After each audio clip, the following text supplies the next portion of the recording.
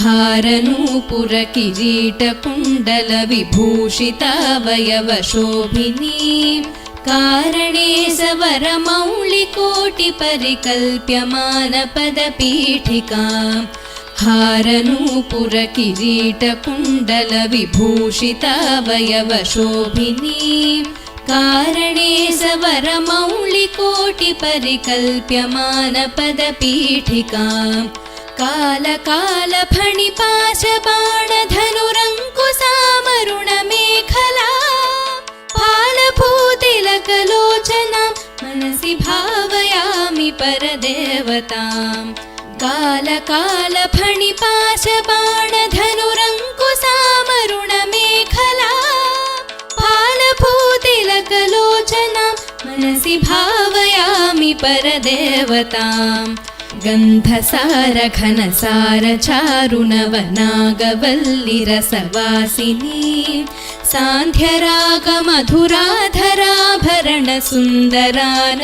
सान्ध्यरागमधुराधराभरणसुन्दराननशुचिस्मिताम् गन्धसारघनसारचारुणवनागवल्लिरसवासिनीं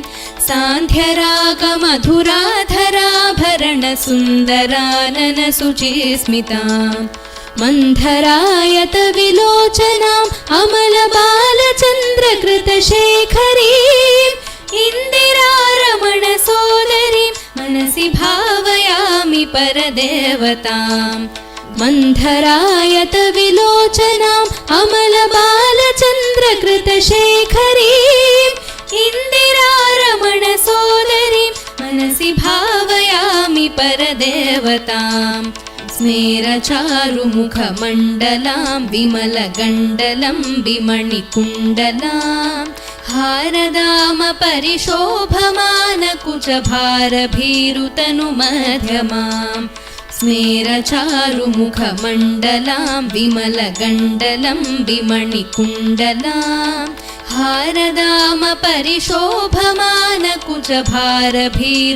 हारदामपरिशोभमानकुचभारभीरुतनुमध्यमाम् वीरगर्वहरनूपुरां विविधकारणे सवरपीठिकां मारवैरिसहचारिणीं मनसि भावयामि परदेवताम् वीरगर्वहरनूपुरां विविधकारणे सवरपीठिकां मारवैरिसहचारिणीं मनसि भावयामि परदेवताम्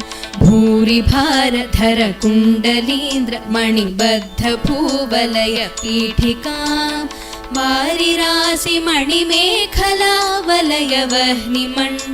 वारिराशिमणिमेखलावलयवह्निमण्डलशरीरिणीं भूरिभारधरकुण्डलीन्द्रमणिबद्धभूवलयपीठिकां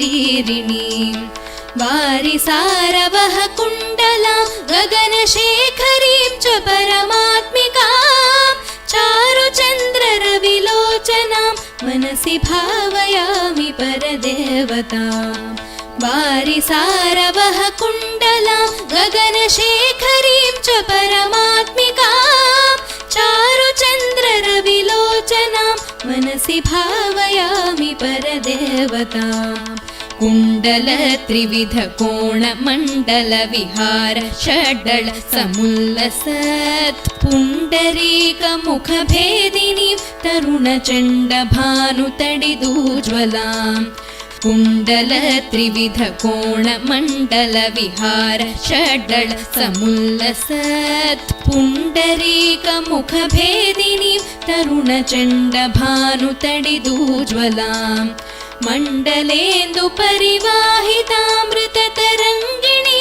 मण्डलेन्दुपरिवाहितामृततरङ्गिणीमरुणरूपिणीं मण्डलान्तमणिदीपिकां मनसि भावयामि परदेवताम् मण्डलेन्दुपरिवाहितामृततरङ्गिणीमरुणरूपिणीं मण्डलान्तमणिदीपिकां मनसि भावयामि परदेवताम् वारणाननमयूरवाहमुखदाहधारणपयोधरां चारणादिसुरसुन्दरी चिकुरशेखरी कृतपदाम्बुजां वारणानन मयूरवाहमुखदाहधारणपयोधरां चारणादिसुरसुन्दरी चिकुरशेखरी कृतपदाम्बुजां कारणाधिपति पञ्चक प्रकृतिकारण प्रथम मातृकां वारणान्तमुखपारणां मनसि भावयामि परदेवताम् कारणाधिपति पञ्चक प्रकृतिकारण प्रथम मातृकां वारणान्तमुखपारणां मनसि भावयामि परदेवताम् पद्मकान्तिपदपाणिपल्लवपयोधरानन सरोरुहां पद्मरागमणिमेखलामलय निर्विशोभितनितम्बिनीं पद्मकान्तिपदपाणिपल्लवपयोधरानन सरोरुहां पद्मरागमणिमेखलामलय निर्विशोभितनितम्बिनीं पद्मसम्भव सदा शिवान्तमय पञ्चरत्नपदपीठिकां पद्मिनीं प्रणवरूपिणीं मनसि भावयामि परदेवताम् पद्मसम्भव सदा शिवान्तमय पञ्चरत्नपदपीठिकां पद्मिनीं प्रणवरूपिणीं मनसि भावयामि परदेवताम् आगमप्रणवपीठिकाममलवर्णमङ्गलशरीरिणीम् आगमावयवशोभिनीम् अखिलवेदसारकृतशेखरीम् आगमप्रणवपीठिकाममलवर्णमङ्गलशरीरिणीम् आगमावयवशोभिनीम् अखिलवेदसारकृतशेखरीम् मूलमन्त्रमुखमण्डलां मुदितनादबिन्दुनवयौवनां मातृकां त्रिपुरसुन्दरीं मनसि भावयामि परदेवताम् मूलमन्त्रमुखमण्डलां मुदितनादबिन्दुनवयौवनां मातृकां त्रिपुरसुन्दरीं मनसि भावयामि परदेवताम् गाळिकातिमिरकुन्तलान्तघनभृङ्गमङ्गलविराजिनी चूलिका शिखरमालिकामलय मल्लिका सुरभिसौरभां कालिकातिमिरकुन्तलान्तघनभृङ्गमङ्गलविराजिनी चूलिका शिखरमालिकामलय मल्लिका सुरभिसौरभां कालिका मधुरकण्डमण्डल मनोहरानन सरोरुहां कालिकामखिलनायिका मनसि भावयामि परदेवताम् कालिका मधुरकण्डमण्डल मनोहरानन सरोरुहां कालिकामखिलनायिका मनसि भावयामि परदेवतां मनसि भावयामि परदेवतां मनसि भावयामि परदेवतां। नमस्तेस्तु महामाये श्रीपीठे सुरपूजिते शङ्खचक्रगदाहस्ते महालक्ष्मी नमोऽस्तुते। नमस्ते गरुडारूढे कोलासुरभयङ्करी सर्वपापहरे देवी महालक्ष्मी नमोऽस्तुते।